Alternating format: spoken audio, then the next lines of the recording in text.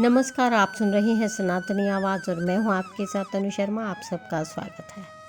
दोस्तों, सनातनी आवाज़ में आज हम बात करेंगे आयुर्वेद के उन 3 आधारों की जिन पर पूरी भारतीय चिकित्सा परंपरा टिकी है: ज्ञान, प्रयोग और नैतिकता। इन तीनों को मिलाकर ही चरक और सुश्रुत ने आयुर्वेद को जीवन की संपूर्ण विद्या बताया है।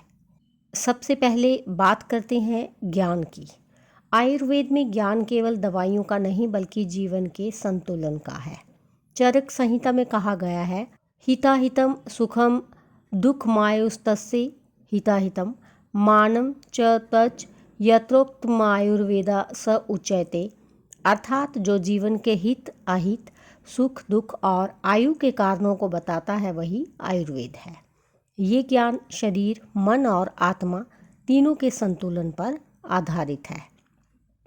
सुश्रुत ने इसे और आगे बढ़ाते हुए कहा कि ज्ञान वही पूर्ण है जो रोग के साथ साथ रोगी को भी समझे। अर्थात चिकित्सक को केवल लक्षण नहीं बल्कि व्यक्ति की प्रकृति, जीवन शैली और मानसिक दशा को भी जानना चाहिए।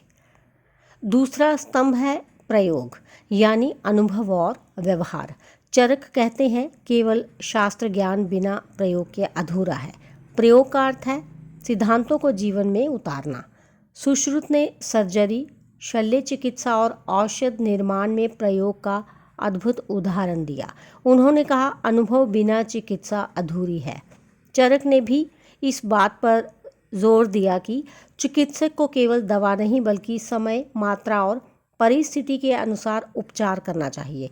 यानी ज्ञान से मिला विज्ञान जब प्रयोग से जुड़ता है तभी वह वास्तविक आयुर्वेद बनता है। तो अब आते हैं तीसरे और सबसे महत्वपूर्ण स्तंभ पर, नैतिकता।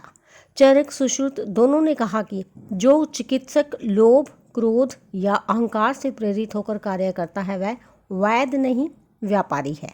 नैतिकता का अर्थ है मानव सेवा की भावना, सत्यनिष्ठा और रोगी के प्रति करुणा। सुश्रुत ने अपने विद्यार्थियों को दीक्षा देते समय ये वचन दिलवाया था कि मैं रोगी के हित में अपना सर्वस्व अर्पित करूंगा, चाहे वह अमीर हो या गरीब। यही नैतिकता आज के समय में भी चिकित्सा जगत की आत्मा है। तो दोस्तों, आयुर्वेद के ये 3 स्तंभ, ज्ञान, प्रयोग और नैतिकता, केवल चिकित्सा की रीढ़ नहीं है बल्कि जीवन जीने की कला भी है। जैसा चरक ने कहा, सुखायु का रहस्य है संतुलन, सेवा और सत्य। अगर आपको ये वीडियो ज्ञानवर्धक लगी हो तो लाइक, शेयर और चैनल को सब्सक्राइब ज़रूर करें। इसके साथ ही मुझे दीजिए अनुमति, फिर मिलती हूँ।